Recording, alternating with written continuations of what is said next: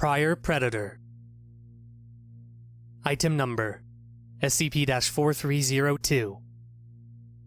Object Class: Keter. Special Containment Procedures. The container for SCP-4302 is located within Site-812. It is to be constructed out of plywood and polyurethane foam, and must measure exactly 35 meters by 70 meters. This is despite the fact that such a container already exists. The entire site is to be lined with standard Zienck-Stephenson reversal manifestors. SRAs have no effect. 3 times a month, SCP-4302 has manifested. Under no circumstances are personnel to approach the container, as the exact location and nature of the force inside are poorly understood. Personnel may be putting themselves at an unnecessary risk, both to themselves and the long-term containment of SCP-4302. Testing is to be done with remotely activated drones, who are then to be constructed in order to facilitate testing. No security cameras of any kind are allowed within Site-812, and no cameras of any kind are allowed within the 35-kilometer security perimeter surrounding Site-812. If in the event of personnel becoming a target, the Foundation as a whole should be prepared to have records changed or deleted. This is normal.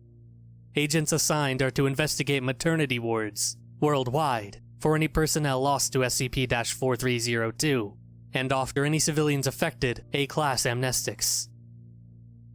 Description: SCP-4302 is a phenomenon with an unclear chronology. Site-812 was a former technology park in northeastern Iowa.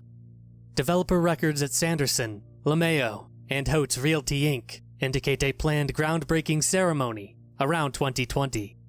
Eyewitness accounts place the first manifestation of SCP-4302 precisely around June 2010.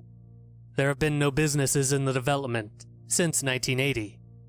SCP-4302 occurs 3 times a month, every month, during the full moon, and physically begins with the manifestation of a white 2007 Toyota Camry in the east parking lot. The Camry has no fuel. The headlights are illuminating a small pile of filmmaking equipment. Footnote: consisting of a microphone, boom pole, lens case, containing 2 lenses, 35mm and 70mm, microphone case, cords, battery packs, and slate. Alongside 2 towels, a wooden chair, a Penn State University sweatshirt, a box of Nestle brand bottled water, and a tray of 35 assorted cookies. Notably, no cameras are present in the equipment. Next, patches of space across the technology park cease movement on the molecular level, with dimensions matching those of various cinematic aspect ratios. Following this, data expunged. This marks the emergence of redacted, identical to a target, although all concrete evidence suggests that the individual in question was always there. It has been determined through rigorous testing that this is not actually SCP-4302 itself. Aside from being a theorized viewing system, what it actually is unknown. Once it locks onto the target, redacted, before the symptoms progress, typically mimicking dementia, but not dementia itself. Subjects are unable to run, occasionally unable to see as it approaches. Imaging of the body during these events suggests the actual nerves within the eyes are severed through unknown means. This is consistent with visual identification of it. Age of corpse is several years before individual's birth. There is no mimetic effect to SCP-4302. However, the sky above the event displays no stars. This effect is extant for 35 kilometers surrounding Site-812. Data expunged.